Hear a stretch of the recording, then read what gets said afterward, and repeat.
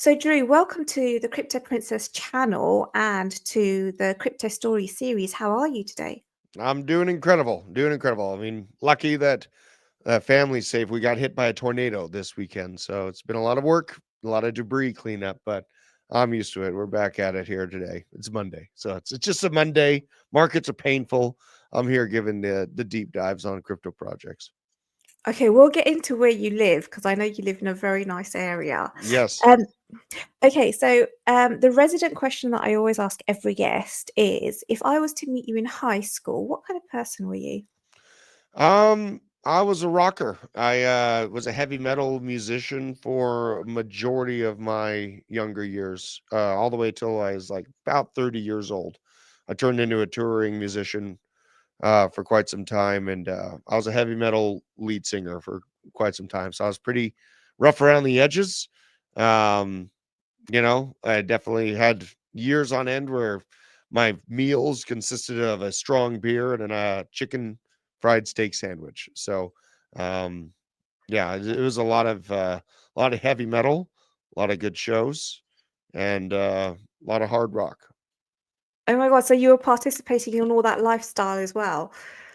Yeah, I mean, you're a lead singer of a heavy metal band. You're living in the back of a van, and you're selling T-shirts for gas money and food money, and Um, even when we toured with Smile Empty Soul, played with Slipknot, was able to play with Powerman 5000, a lot of great bands and great experience. And really, it's like you could participate in the hard drugs that they do, which I did not, but I did smoke cigarettes and drank a lot. So I definitely did that part of it. But if you got wrapped up in the hard drugs, usually you were kind of a burning star. You'd burn out pretty quickly. Okay. Oh gosh. Okay. Awesome. I mean, that's probably the best answer I've had actually. Oh, really? Okay. Yeah, I Yes, mean, I it is wasn't what it is. expecting that. No, it is what it is. Like I Smile Empty Soul, man, they were I don't know, they were one hit wonder, but they were not all that in a cup of tea when you really got to meet them, and too many drugs. That'll tear anyone up. Okay, awesome. So from my understanding, your crypto journey started in 2020. Now, if we go back to 2020, that was in the midst of the COVID-19 pandemic. Hmm. Around about March 2020, Bitcoin fell from 9,200 US dollars down to 3,800 US dollars. That was Yes. one of the worst one of the worst Bitcoin corrections in its history. Yeah. It was a very difficult time. People were dying everywhere, businesses were closing everywhere. There was a lot of uncertainty. You entered into crypto at this time. What made you get in?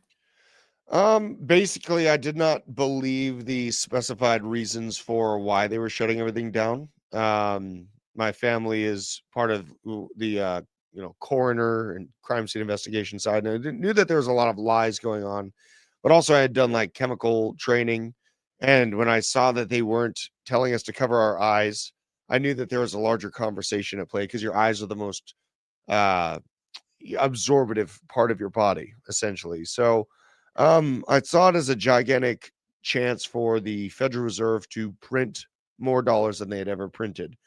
That gave me a risk on signal. And I also saw what was happening in Canada, which turned into the trucker protest.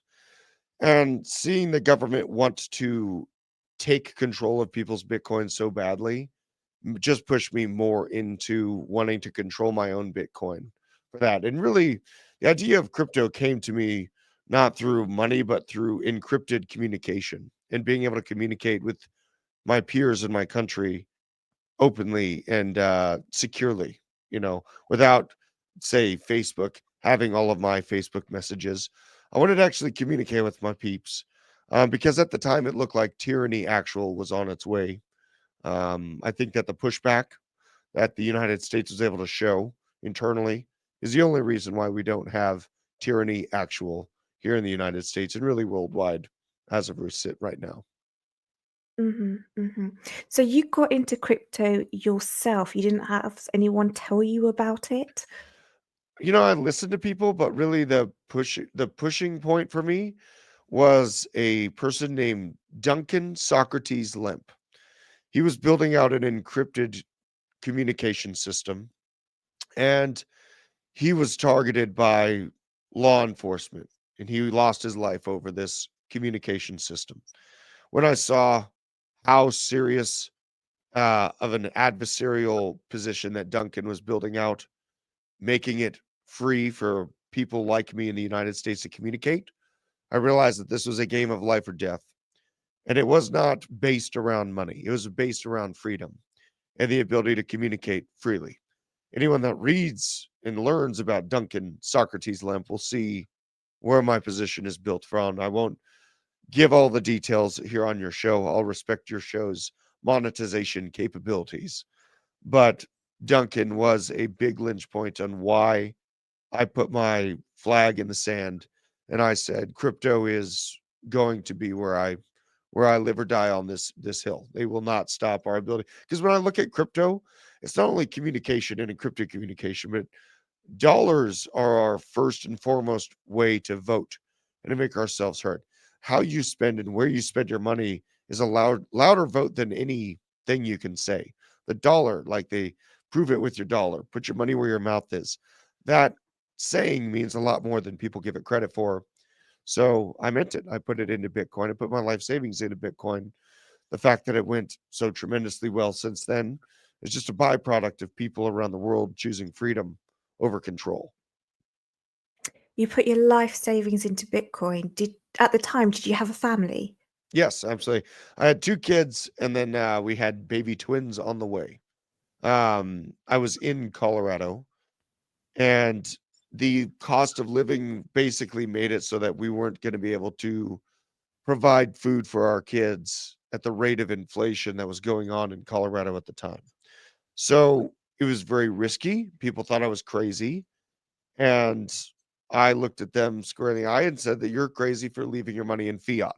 What happened ever since then is your buying power has been cut in half and in half again since then. So the savers lost, the risk takers won. And I think that it's going to be a kind of a continued process of that. This is where the middle class is at a threshold where they won't be able to afford housing or food in 5 to 10 years from now if they're not out here taking risks right now. And what did your wife think of this?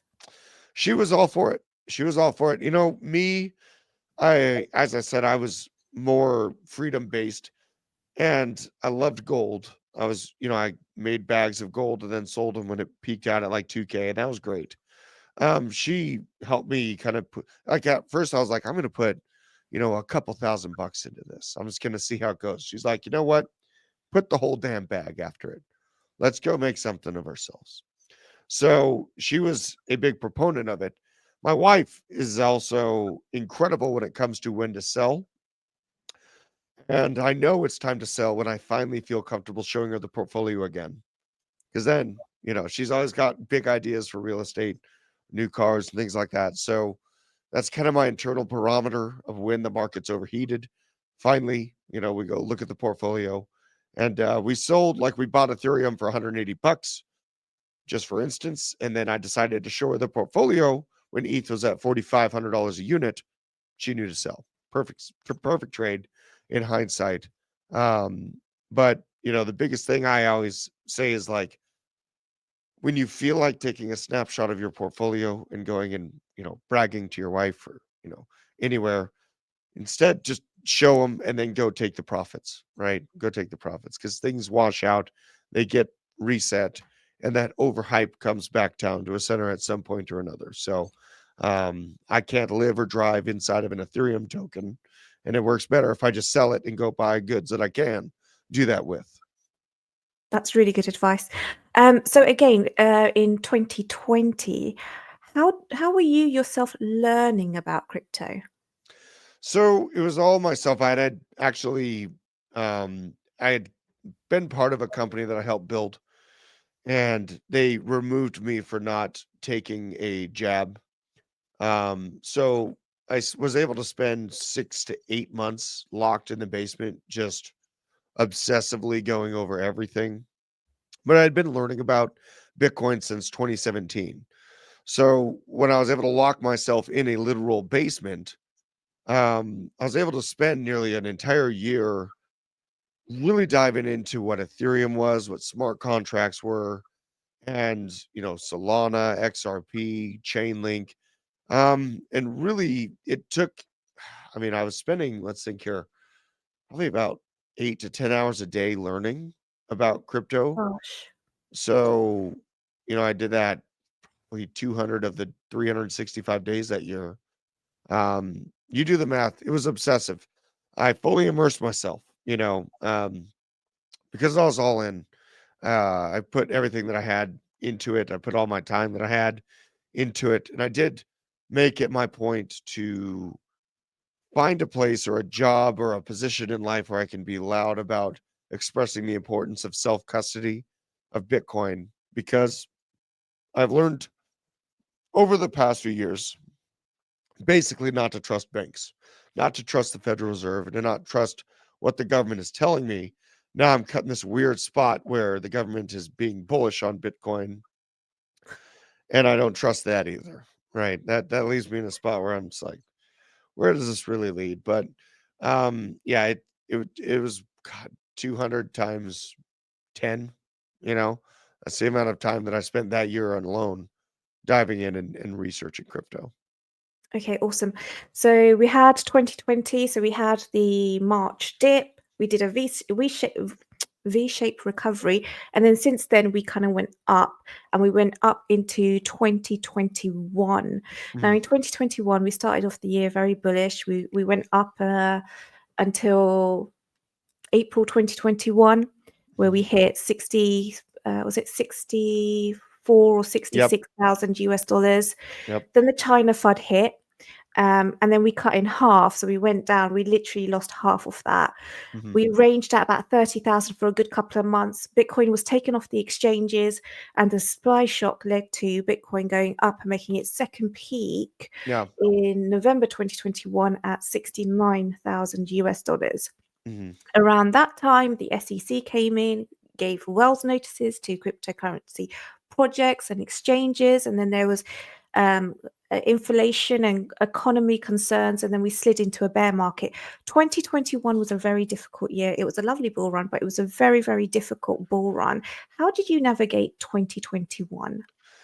Well, what I did was, and the Pico top was when we hit 64K, because that's when the buying power of how much Bitcoin it takes to buy you a house was at its peak. I think the secondary peak that Bitcoin had was people on the outside and macroeconomic majors realized how much money was being printed. And so then the risk asset of the capital flight kicked up. Um, how I handled it was really, you know, with the Ethereum, which is the primary, like I was fine holding Bitcoin long term. It can go up or down. It doesn't matter.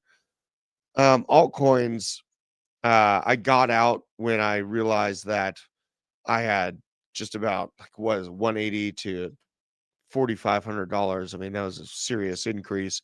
I realized that the bag had turned into life-changing levels. And also it mattered to me the interest rate on homes. So we got out of the Ethereum positions and really pared down our altcoin positions back into more Bitcoin. Um, how I played it is there's a lot of fear. I just leaned into the fear and felt excited to see that the overall 4-year cycle was repeating and that Bitcoin was pulling back. Altcoins were pulling back, and I would have more time to add to the position at the base level. So that's what I did. It's really like, I know that fiat is failing. And so every weakness that I see in Bitcoin, I take as an opportunity. So it wasn't really any fear. And I moved my whole family out of Colorado down to Northwest Georgia for a much better cost of living, and much more acreage, just a way better quality of life. Okay, awesome. Um, so obviously after the 2021 bull run, we slid into a bear market. Mhm. Were you aware of the differences between a bull market and a bear market? Yes, very, very aware. Um, at the time I was, I had been researching, but then by then I was working for Hit Network as a full-time researcher. And so I was writing a lot of scripts, uh, for a lot of different channels, honestly. I was one of the main researchers for the company, um, and very familiar with the extreme velocity up and velocity down that comes with crypto. So very used to it. It really didn't mess with me too much seeing that chart turn as red as it did. And were you out? Did you get out in a reasonable time? So as I said, I got out of the Ethereum at 4,500. I held the Bitcoin though. I held the Yeah. Bitcoin all the way, from 4,000 is when I got it, went up to 69. I unloaded all the Ethereum and the Polygon, because there's some plays like Polygon is a few cents up. I dumped Polygon at like $2.15. So those were great moves. I was more than comfortable just letting the Bitcoin fall, selling the altcoins. My main thing is accumulating Bitcoin, getting in and out of altcoins. That's the process. So I held the Bitcoin through the whole crash and added more at 17K. See, I'm a Bitcoin maxi. I do have my altcoin bag as well. That's for me. With Bitcoin, I'm holding it for my great grandchildren. I'm never going to sell my Bitcoin. Is that the same sort of thing that you It is. It is. And like for me personally, this last market, what I've done is I swapped a massive amount of my crypto holdings that were in Bitcoin at the time. Bitcoin was like, I think it was like 32K, and I swapped it all into Chainlink at $5. So Chainlink is my second most high conviction bag, and I had to do a lot of things. I had to add a lot of real estate value, and there's a lot of things that my wife wanted to get done. So I swapped it into Chainlink from Bitcoin at that $5 level, but the Chainlink bag's very old, so the average buy on that is right around 390 right now. I think Chainlink, is going to be a way for me to increase my Satoshi value and then swap back into Bitcoin over the course of this year. And for those people who are not aware, Chainlink is actually a really, really good project. What Chainlink does is it onboards off-chain data onto the blockchain using oracles. So yeah, that is a really good project. I actually do like Chainlink myself. So going back to 2022, just before we talk about your journey into YouTube and Hit Network, we bottomed out in November 2022, around about 15,000 US dollars. Mhm. Were you aware that that was the bottom? So I said it was the bottom on my channel, at about, I think it was like 16K. And yeah, it had like a Very 15.5 yeah. moment, but I took a big risk. I said it was the bottom. People thought I was crazy. I was surrounded by huge influencers that were all but guaranteeing 10K. It never came. I was a researcher that was very unknown, extremely unknown at the time, and I said it was the bottom, and I was right. They were wrong. It is what it is. You can't get right every time. But it was all based on the cost to mine Bitcoin being at 19K at the time. I didn't see the cost basis going down to 10 if it cost twice as much to mine. And I think the FTX FUD and the unraveling of FTX is the only reason that we really fell that far away from that 19K level. Mhm, mhm. Okay, so let's talk about your YouTube journey because your crypto journey and your YouTube journey around this time, they kind of interlink. So Mhm. when did you get into YouTube? And you said you started off as a researcher. Yeah, I started off as a researcher, but I had my own channels. They would constantly be deleted by YouTube without explanation, though.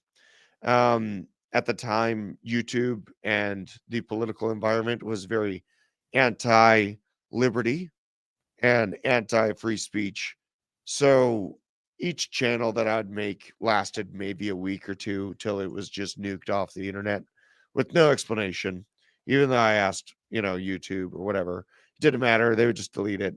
So when I did, finally have the chance to take over the host spot at Blockchain Basement, it was right when the shift towards free speech started to happen again. And since then, YouTube has left me alone, and let me have a channel prosper. So it's by way of force. I've constantly made new channels, and they just take them out.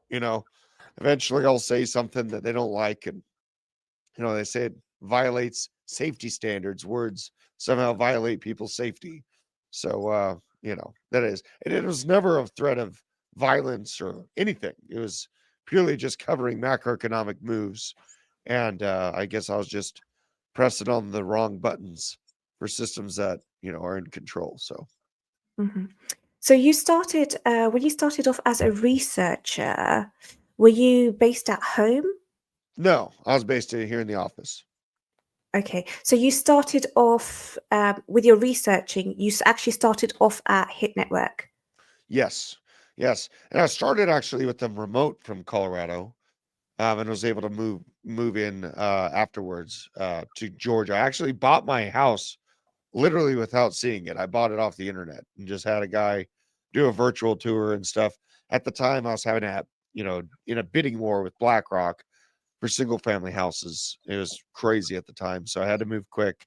But yeah, I started actually as a researcher remotely, and then was able to come in and start working in the office full time, which is crazy. They were, trusting enough for me to work from home, and then trust that I'd be able to move out there. And I pulled it off and got everyone positioned. Okay, so tell me about Hit Network because I know that they run a couple of channels, don't they? Yes. BitLab, Discover Crypto, and Blockchain Basement, all of them. So, and then we have a slew of other channels as well. But it's kind of like this.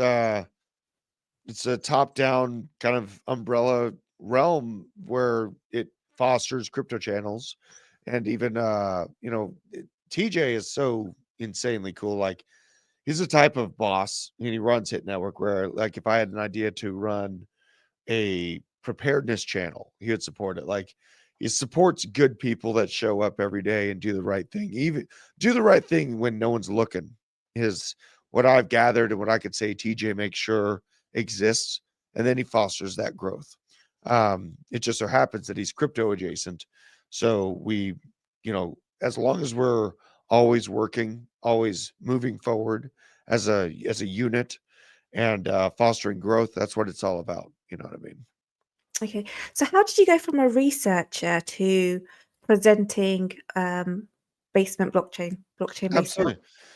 So, as I said, I was a researcher, and then I started to learn how to run the kind of production side with like cameras and stream systems.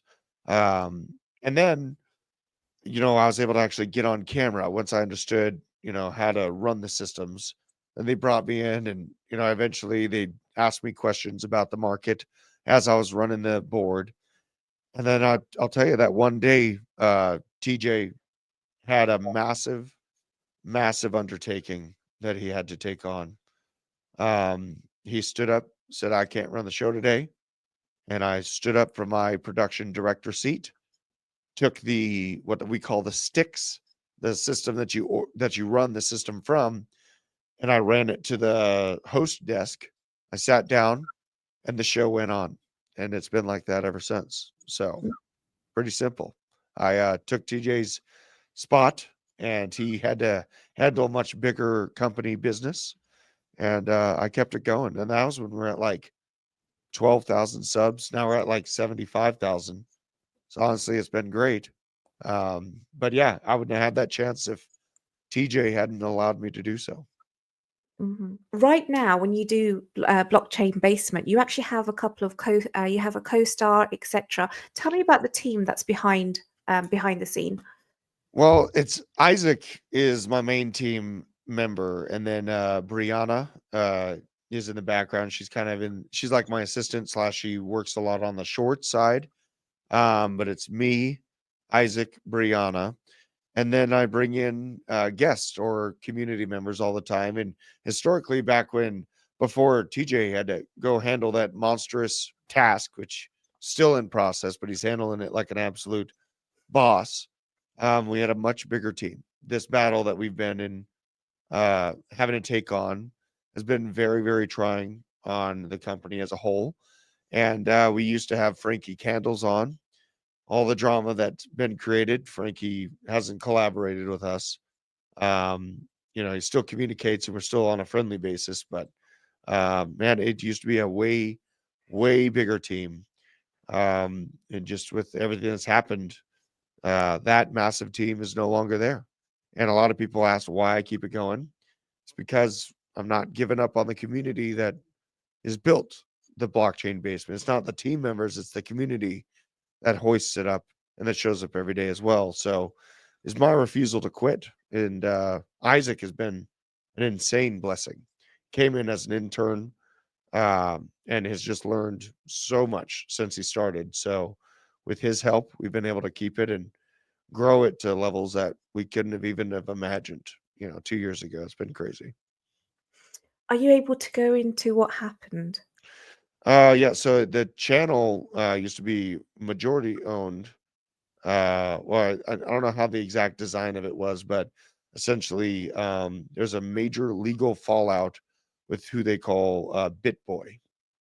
So, the legal fallout, his misappropriation of funds had to go into the courts, still being settled and all that stuff. But so I can't go into 100% detail on it, but there's been a lot of legal costs that have gone into that. And it thankfully, we're able to still thrive as a business.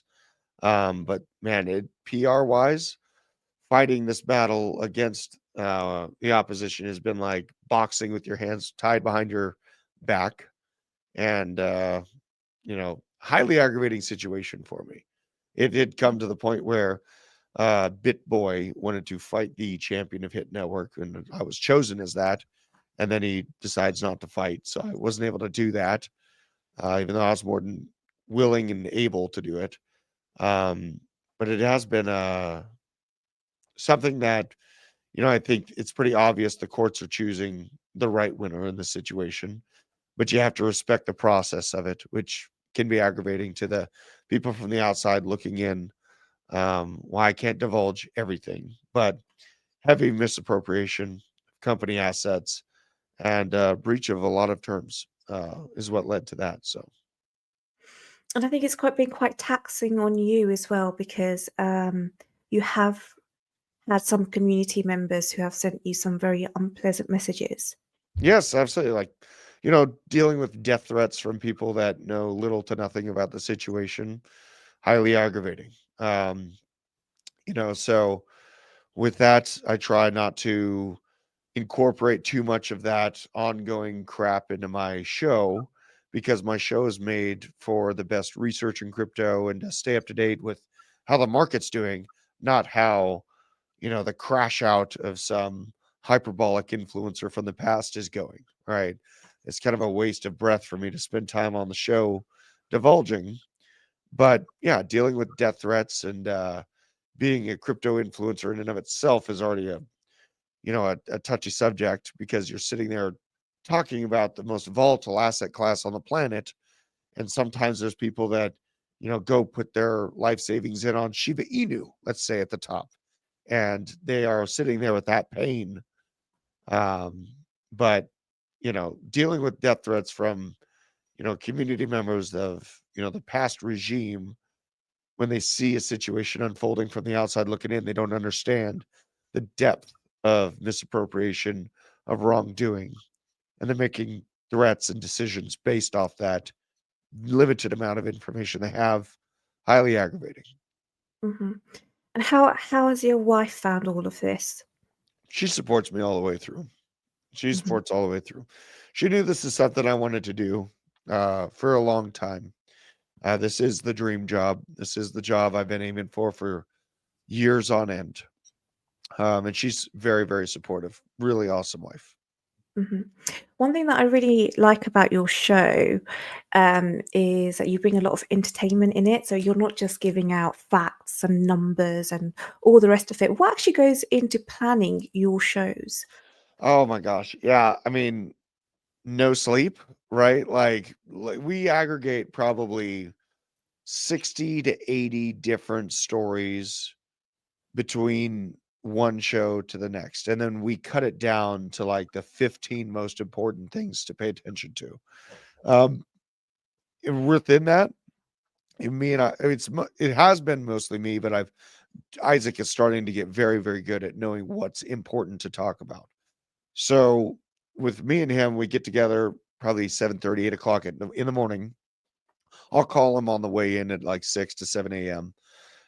Just to give him the general thoughts. And then we get together, we go over, those 60 to 80 different news portions and then pare it down, really get our sentiment for where we think the market's going through a team meeting with Kelly from BitLab, TJ from Discover, a hit network, and just get the sentiment for where we think things are going and make that choice from there. So it's not like I just sit in front, type in some words that sound fun, and then go on to, crypto panic or whatever's trending and go that way. Like it is a lot of research, not to mention, you know, 8 years of obsessive macroeconomics research that I've done piled on top of that. So quite a bit of work. Like quite a bit of work, not just getting in front of the camera and talking.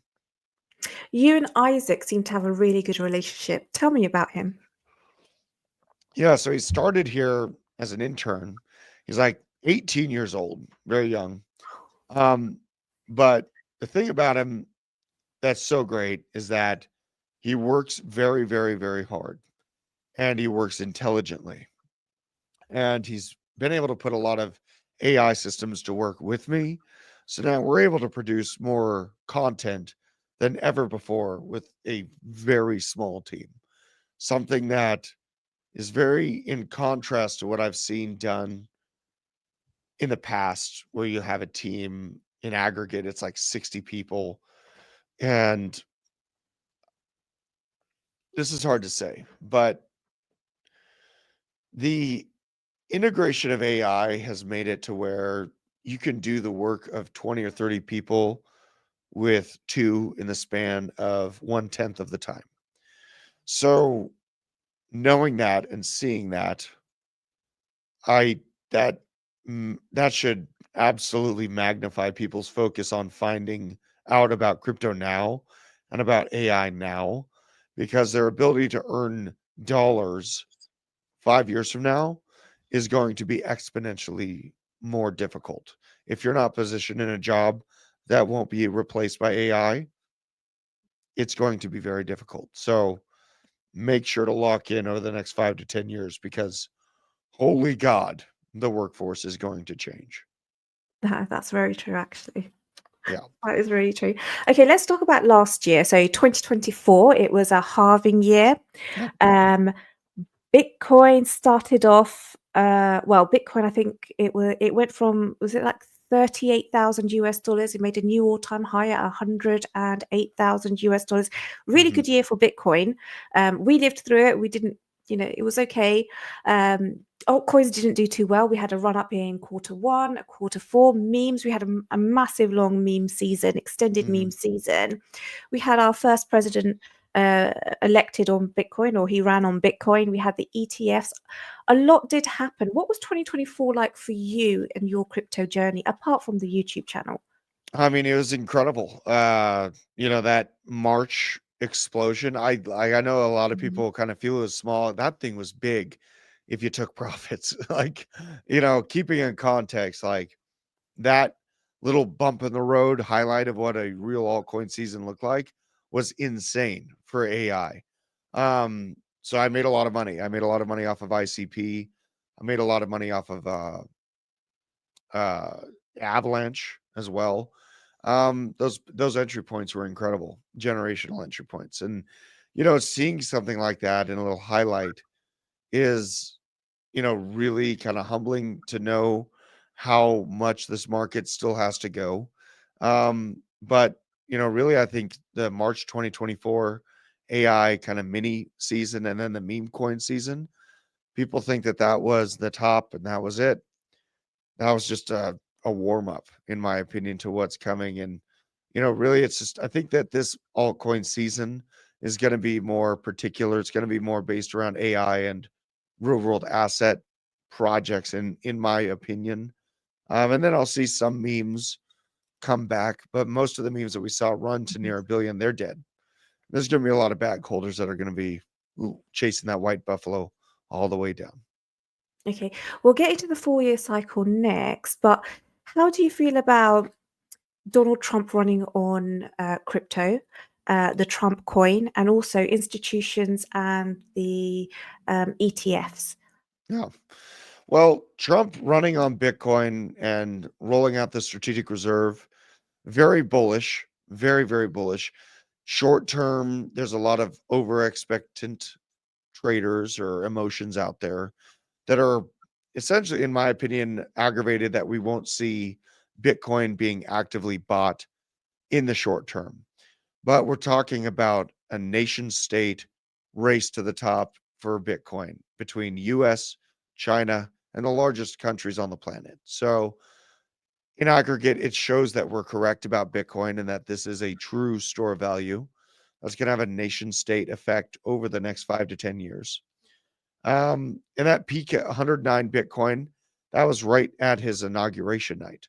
So I think what we're doing is we're seeing a little bit of a reset in the market, losing the 200-day moving average on the daily, in my opinion, is going to look very similar to when we did lose this same moving average back here. It was in basically from July till October of 24.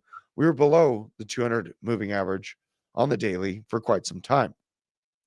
I think that we're going to have some similar chop. We have the same calls for the end of the market as it is that we had in the yen carry trade, where we went down to 49K in a flash crash. People are like, okay, 10K incoming. It's just the market resetting itself. This is a buying opportunity for me. Um, Now, ETFs, they changed market dynamics, accomplishing the all time high before we should have from BlackRock's ETF. Big, big signal things have changed. But this is Wall Street coming in. Now we're married to Wall Street, and we do got to watch out for the Wall Street major, major crash, especially now that we have ETFs involved. So that being said, we invited the monster. The monster's in the room, and I think there's going to be a lot of manipulation from this. So that being said, I'm being careful about it.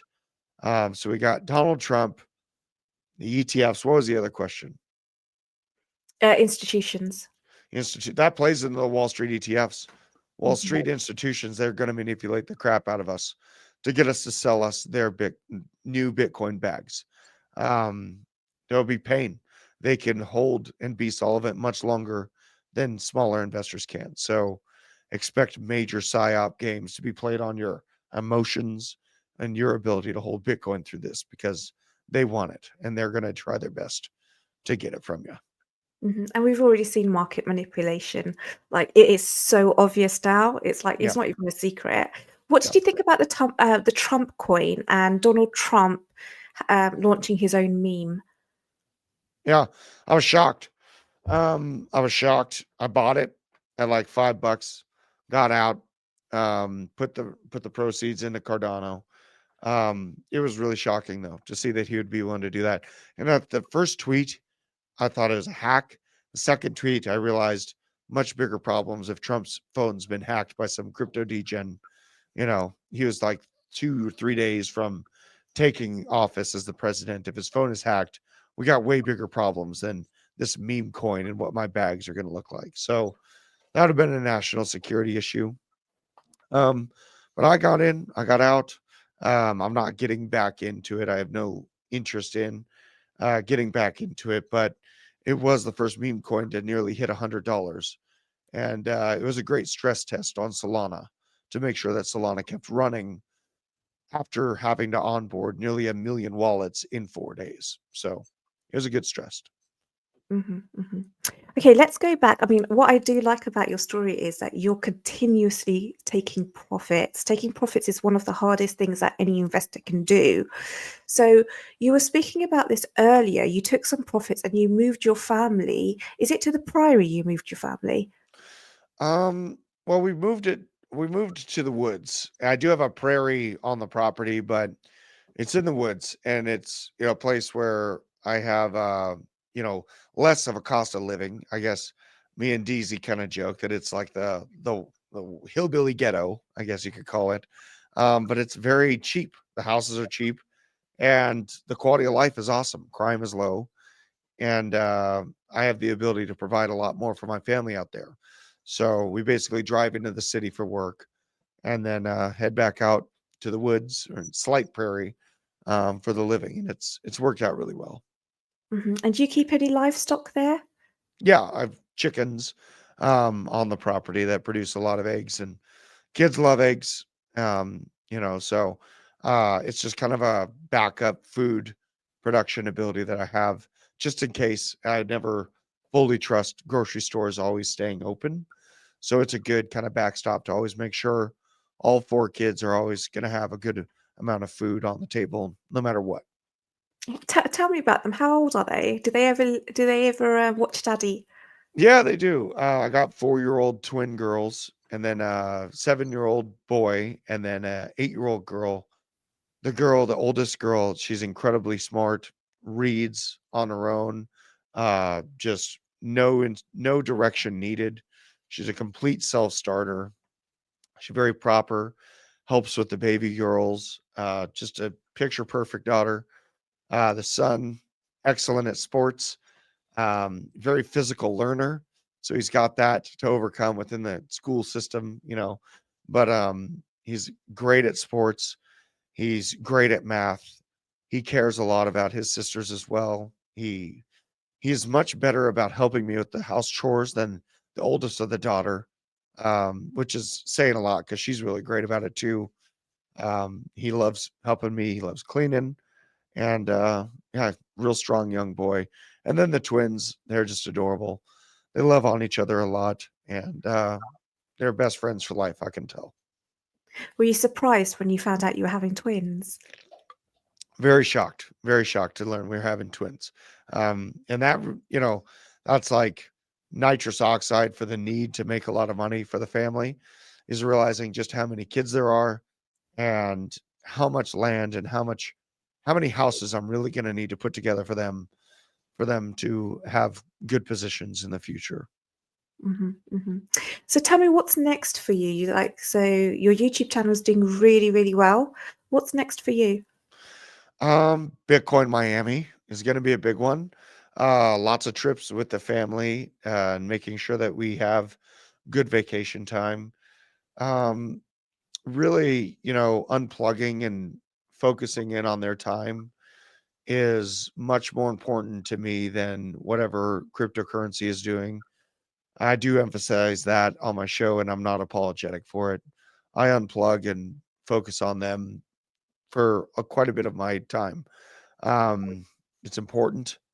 We spend time in crypto making money, but really the thing that matters, the value, is the legacy. So the bags are short term, but the kids and how they treat their kids, how they treat people around them in their community, and the value and the insight that we are passing on to them is much more valuable than the Bitcoin. It is. The Bitcoin's going to be incredibly valuable, but being a good human matters way more than that. So creating good humans and continuing this, and helping the community break away from you know uh, legacy level curses, right? There's been a lot of broken homes. Showing that broken homes are not the ideal, showing that that's not the way that world works, is important for me and my wife. So we focus on that quite a bit. um, just to, we do it by showing an example with our family, but I also have an interest in helping foster families. And then when the wealth turns in, makes that overabundance level, then becoming a foster parent for ourselves, even beyond our 4 kids, is the goal. It's not a Lamborghini. It's not a stupid car or some, hyper amount of gold watches. It's about using that abundance to give to kids that need that.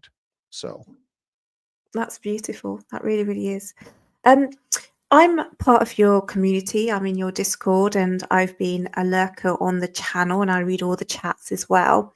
Your community is absolutely lovely. You've got some really, really good people in your community. Tell us about your community.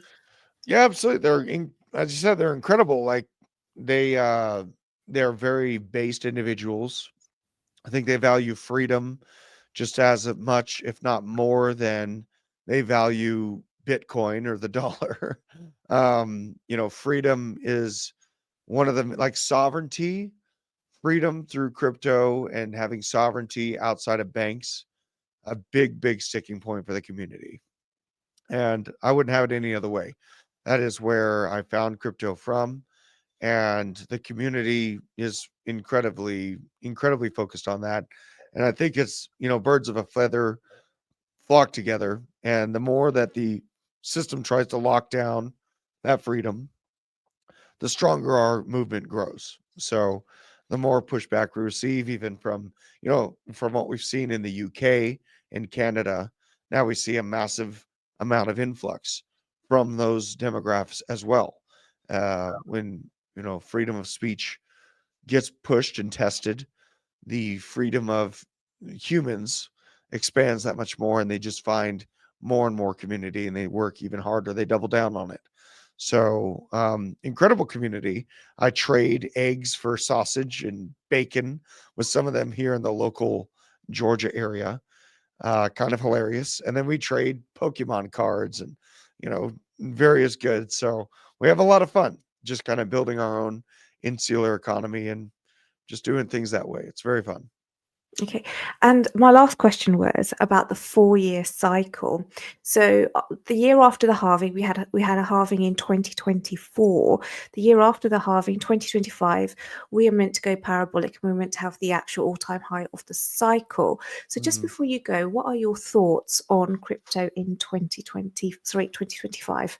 I'm glad you asked because I forgot to, with all the news we cover, I forgot to do this today. So it's kind of a sneak peek, but here it is. So the second halving, July 2016, it took us from the halving to the peak 516 days. Then we go to the third halving, 2020, to the peak. It took us 548 days. Where we're at right now, it is hilarious for me to hear people calling that what we just saw is the peak at 109. So if you go from the fourth halving of April 2024, to that recent peak of 109K, that is 275 days. I am of the opinion that history is going to rhyme.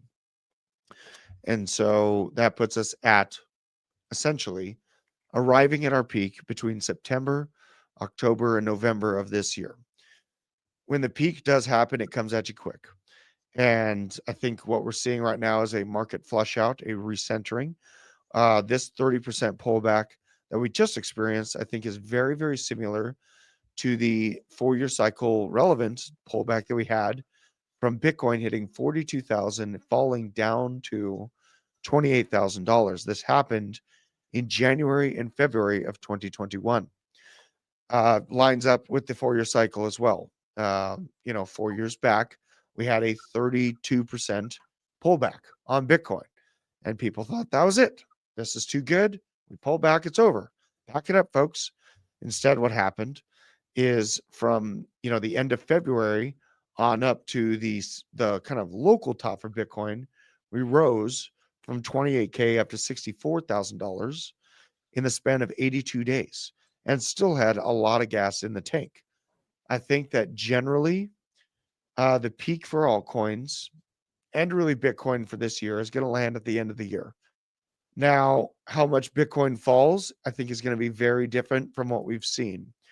I don't think it's going to be as easy as placing our line in the sand at that $69,000 level and just refilling the bags in 26 and 27 at 70,000 bucks. I don't think it's going to be that easy.